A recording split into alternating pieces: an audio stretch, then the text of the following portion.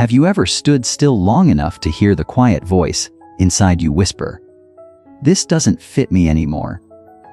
Not the shoes you've outgrown, but the habits, expectations, or even the people you've been carrying for years, sometimes decades. There comes a moment, often softly, as we enter our 60s, when the noise of the world begins to fade and something else takes its place: clarity. For most of life, we're told to gather experiences, relationships, accomplishments, things. We say yes, we hustle, we endure. We juggle calendars, opinions, responsibilities, all while wondering why we still feel so heavy. But something shifts after 60. You begin to realize that real wisdom isn't about holding on. It's about knowing when to let go. This video is not about giving up. It's about lightening the load. About setting down the invisible weights that have been quietly stealing your peace. We're going to explore 6 things, quiet but powerful forces, that many of us start to release after 60, not out of bitterness, not because we're tired, but because we're finally choosing peace over pressure, joy over performance, and presence over perfection. Some of these things might still have a tight grip on you. Others may already be slipping away like sand through your fingers. But with each one you choose to release, you reclaim something far more precious: space. Space to breathe, space to rest, space to live not by someone else's script, but your own. So many people think aging is about decline. But what if it's the opposite? What if these are the years where we rise, not in speed or noise, but in truth, depth, and purpose? After all, what's more powerful than a person who no longer needs to impress anyone? If you're here, perhaps you've felt it too. That nudge, that gentle tug inside saying, "It's time. Time to clear out what no longer serves you. Time to trade heaviness for freedom. Time to step into this next chapter, not as a version of who you were, but as the truest version of who you are." Stick with me as we walk through these 6 things together. Some might surprise you. Others might feel like long-lost friends, finally waving goodbye. But all of them have one thing in common. They've outlived their purpose. And by letting go, you just might find that the best is not behind you, it's waiting ahead. Are you ready? Let's begin. First, letting go of material accumulation. There was a time when more felt like the answer. A bigger house meant success. A shinier car meant status. A crowded closet whispered promises of confidence and readiness. For years, maybe even decades, we've been conditioned to believe that having equates to being prepared, being worthy, being seen. But somewhere past 60, something shifts. You walk into your living room, and instead of feeling pride, you feel crowded.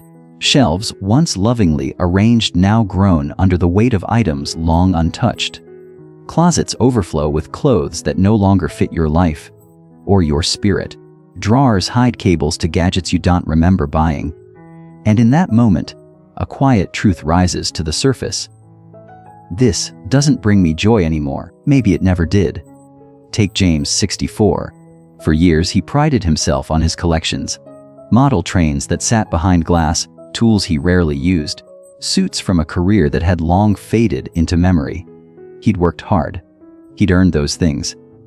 But one rainy afternoon, digging through boxes after a leak in the attic, he found something different: an old photo of his kids building a fort from blankets and couch cushions. No fancy toys, just grins, giggles, and imagination. That memory hit harder than any polished possession ever had. So, James began letting go, not out of regret, but out of reverence. He gifted his trains to a wide-eyed nephew, passed on his tools to a neighbor who fixed bikes for kids in the neighborhood, donated his suits to a local charity, smiling at the thought of someone wearing them into their next chapter. With each thing released, he felt lighter, not emptier, freer. That's the power of this stage in life. You realize joy doesn't live in things. It lives in moments, in memories, in meaning. Letting go of excess isn't about deprivation. It's about intention. You keep the chipped mug your daughter painted when she was 7, because it warms more than your hands. It warms your heart. You hold onto the photo albums, the handwritten cards, the blanket from your first grandchild's crib. Not because they're valuable, but because they're yours. And slowly, your space breathes again. Your home becomes a sanctuary, not a storage unit. Your time is no longer spent dusting things you don't love, but savoring the life you've built. You walk lighter, think clearer, rest deeper. There's room now, not just on your shelves, but in your soul. So, if you've been surrounded by things you thought you needed, ask yourself this: do they still serve me? Or am I serving them? Because at this point in life, you're not here to accumulate. You're here to experience. And when you trade clutter for clarity, you make space for what truly lasts: peace, presence, and the quiet joy of knowing you already have enough. Second, releasing the pressure of a busy schedule. For much of your life, your worth may have felt tied to how full your calendar looked. You woke up, glanced at a day packed with meetings, errands, phone calls, and felt a surge of purpose. The busier you were, the more useful you felt. Productivity was a kind of praise, an empty space that felt too much like failure. But somewhere after 60, the pace that once fueled you begins to wear thin. You start asking, why am I rushing through a life I actually want to enjoy? Robert knows this story well. A retired accountant. He once wore his packed days like a badge of honor. Even after retirement, he couldn't shake the habit. Weekends filled with charity events he didn't care about, neighborhood chores he never volunteered for, but somehow always did, golf games he didn't even enjoy, saying yes to everything because slowing down felt like giving up. But then came a crisp autumn morning. A simple one. He sat on the porch with a cup of coffee, steam curling through the cool air, watching the leaves fall gently to the ground. For the first time in years, he had nowhere to be, no one to impress, no ticking clock. And in that stillness, a powerful realization emerged. Peace isn't found in doing more, it's found in doing what matters.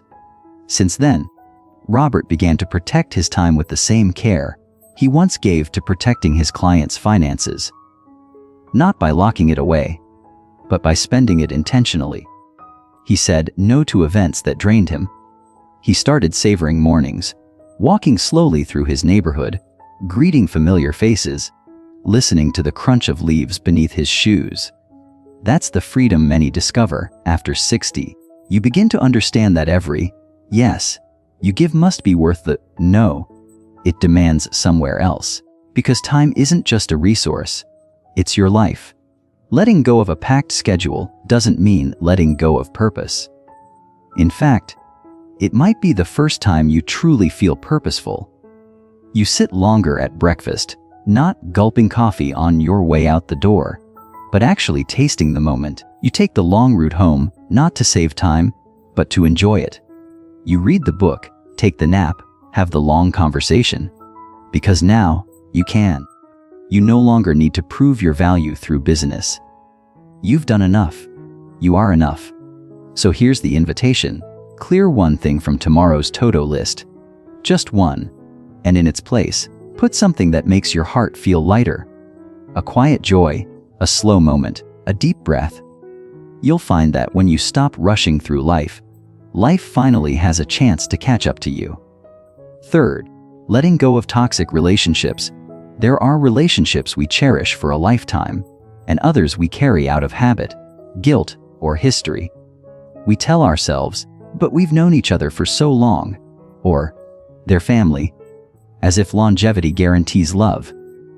But as the years go on, especially after 60, a quiet realization begins to take root. Not every bond deserves to be held onto forever. Sometimes, letting go isn't cruel, it's kind to yourself. Sarah, now 63, knows this journey well. For decades, she kept a friendship alive with Lisa, a childhood companion whose presence had long since turned heavy. What once felt like shared laughter had morphed into complaints, subtle digs, and emotional exhaustion. Every call left Sarah drained. Every visit chipped away at her peace. Still, she held on. Why? Because Lisa was an old friend. Because she felt responsible. Because the idea of walking away felt selfish. But one day, as she sat in her sunlit kitchen, hands covered in clay from her new pottery class, Sarah felt something shift. She had just ended a call where Lisa had, yet again, dismissed something she loved. This time, the joy she found in sculpting, and in that quiet space, surrounded by soft music and drying bowls, Sarah asked herself, "Why am I making room for someone who makes me feel small?" That question changed everything. From that day forward, she stopped returning the calls that left her anxious. She stopped explaining, justifying, and apologizing. She wasn't angry, just done. And in the silence that followed, she discovered something unexpected: relief. The kind that seeps deep into your bones when you finally stop watering a wilted plant that won't bloom. After 60, you realize your energy is sacred, your time is precious, and your peace, non-negotiable. Toxic relationships don't always look loud or dramatic. Sometimes they're subtle. Backhanded compliments, constant neediness, or a lack of reciprocity. But they wear on you just the same.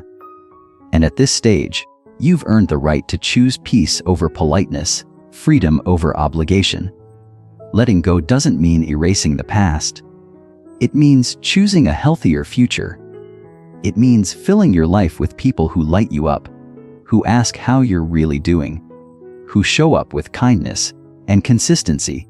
People like your neighbor who brings fresh muffins, or your niece who texts you jokes, or the friend who listens without fixing. Picture Sarah now, her hands shaping soft clay, laughter ringing out in her pottery class, surrounded by new faces and fresh beginnings. She didn't lose a friend, she gained space. Space for authenticity, space for calm, space for love that doesn't come with strings. So if there's a name that comes to mind, someone who drains more than they give, ask yourself gently, is this helping me grow or holding me back? Because the people in your life should add light, not cast shadows. You've carried enough. It's okay to set them down.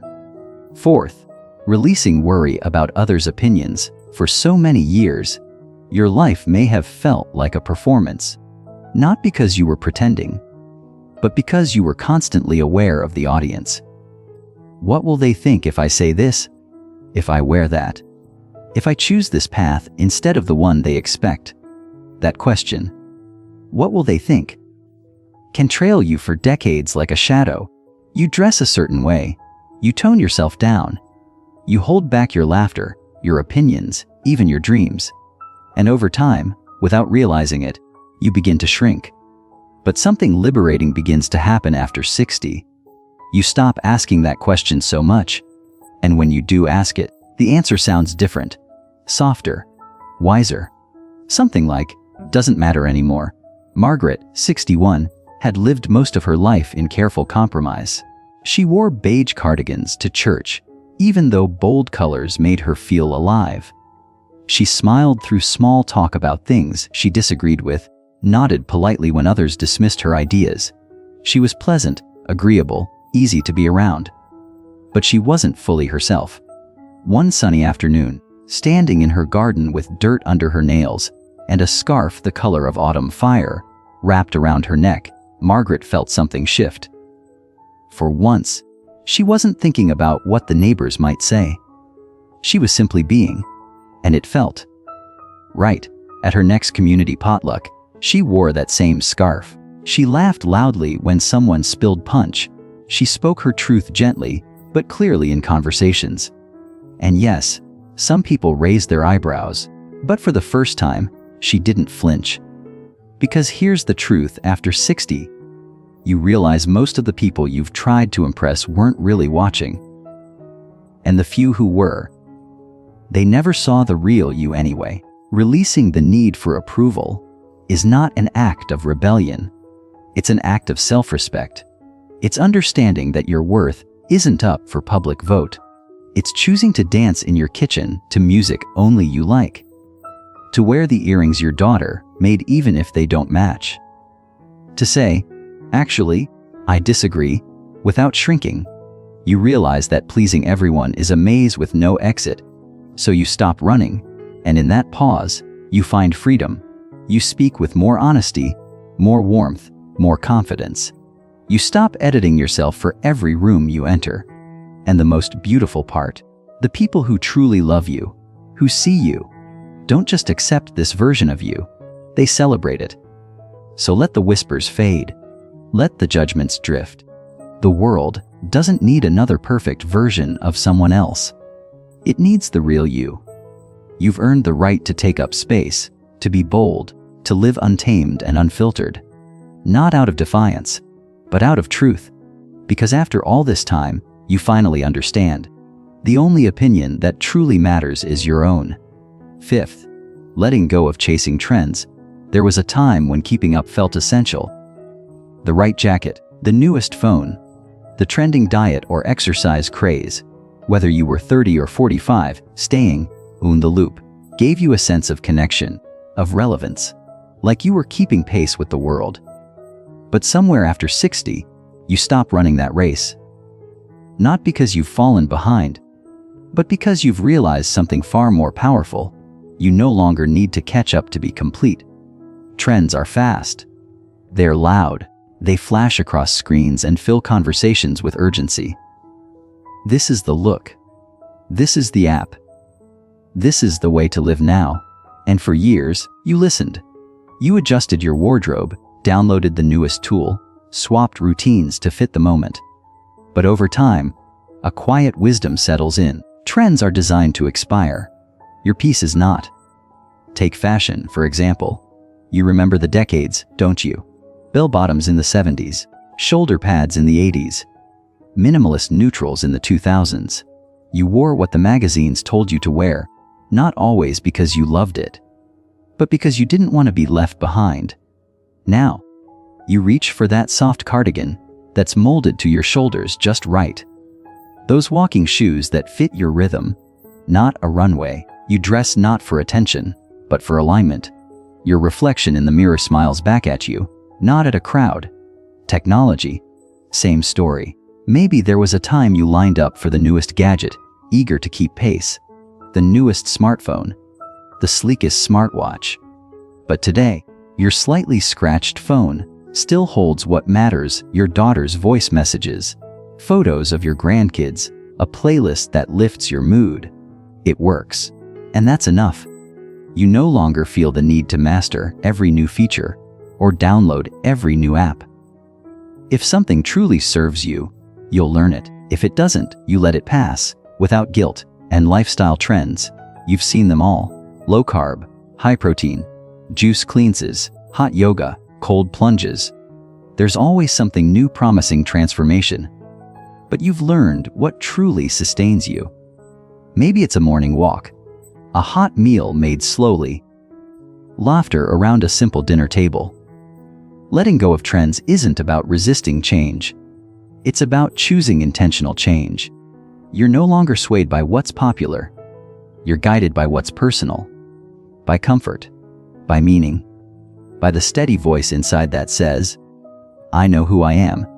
So let the world spin with its trends and hashtags and hype. You've stepped off the treadmill. And in doing so, you've discovered a stillness, a confidence, and a clarity that no trend can offer. Because what's timeless isn't what's new. It's what lasts. And you've lasted. Now you get to live life by your own design, not someone else's fleeting blueprint. Sixth, releasing the need for everyone's approval. There's a quiet pressure that many of us carry for most of our lives. The need to be liked, to be accepted, to be enough in the eyes of others. It starts early, doesn't it? When you take the safe job because it pleases your parents. When you attend events you dread, just so you're not seen as rude. When you smile, nod, and stretch yourself thin, all in pursuit of harmony. But after 60, something shifts. You realize that no matter how much you twist and shape yourself to fit someone else's expectations, it's never quite enough. And finally, you ask, why am I still chasing approval I never needed in the first place? Take Ellen, 62. For decades, She was the family peacemaker. She hosted every holiday, bit her tongue through biting comments, volunteered for tasks she didn't enjoy, all to avoid conflict, to keep the peace. But one Thanksgiving, as she stood in her kitchen with flour on her cheeks and fatigue in her bones, she stopped. Called her brother. Suggested a potluck instead. That simple act, choosing rest over performance, changed her life. Because here's the truth that often reveals itself with age. Approval from others is often rooted in their own insecurities, not your worth. And once you understand that, you stop trying so hard to meet standards that were never yours to begin with. After 60, you gain the courage to say no, without guilt, to say yes, without explanation, to show up not as someone's idea of who you should be, but as who you are, unfiltered, unapologetic, whole. You stop decorating your life for others. You start decorating it for you. That might mean painting your living room in bold colors, even if your neighbors call it too much. It might mean writing poetry again, taking up gardening, sitting in silence instead of small talk. It might mean speaking your truth, even if it makes someone uncomfortable. The beauty is, the people who truly care for you, the ones who've weathered life with you, they stay. They don't need you to perform. They just need you to be present. Letting go of the need for approval is not about becoming selfish. It's about becoming self-aware. It's about realizing your time is too short and too sacred to spend it in the pursuit of being liked. Because here's what happens when you stop seeking applause. You hear something even better. The sound of your own voice, steady, true, free. So if you've spent a lifetime trying to fit every mold, it's time to break them. Not in rebellion, but in peace. You don't need a standing ovation to validate your existence. You need only to look in the mirror, smile, and say, "I approve of me." That's enough. Take a deep breath with me. Let's pause, right here, together, and look back at the invisible burdens we've laid down. The frantic chase to keep up with trends. The need to please everyone and earn their approval. The endless calendar packed with obligations. The relationships that no longer lift us. The fear of what others might think. And the accumulation of things we thought would make us happy. One by one, we've unfastened them from our backs. We've stepped out from their weight, their noise, their expectations, not in defiance, but in grace. Because life after 60 isn't a slow fade, it's a quiet bloom. It's when you begin to see yourself. Truly see yourself. Not through the lens of who others wanted you to be, but through the soft, clear mirror of who you've become. You've lived, you've tried, you've carried so much, and now it's time to carry less and feel more. Less pressure, more presence, less performance, more peace, less proving, more being. Imagine waking up tomorrow not wondering who you need to please, what you need to buy, or how to keep pace with a world in constant motion. Instead, imagine waking up and simply asking, "What brings me peace today?" Maybe it's a walk under the early sun. Maybe it's calling an old friend, not the draining one, but the one who makes you laugh from the belly. Maybe it's sitting still with a cup of tea, watching birds flutter outside your window. This is the beauty of aging, not in retreat, but in return. A return to self, a return to rhythm, a return to the kind of life that feels real, not rushed. And here's the best part, it's not too late. Whether you're 60, 70, or somewhere in between, you still get to choose, to release, to reimagine, to reclaim. You still get to say, "I don't need more. I need meaning. I don't need to be liked. I need to be me. I don't need to keep going. I need to be still." So I invite you now, not just to reflect, but to take a step. Let go of one thing that's been weighing on you. Just one. Say no, say yes. Clean out a drawer. Skip the event. Speak your truth. Let the silence come and see what grows in its place. Because when we finally stop carrying what's not ours to bear, we rediscover the most beautiful truth of all: we were always enough. We just needed space to remember it. Thank you for walking this path with me. If something here stirred your heart, share it, and if you feel ready, really ready, to live lighter, truer, and more fully yourself, then welcome. You're right on time.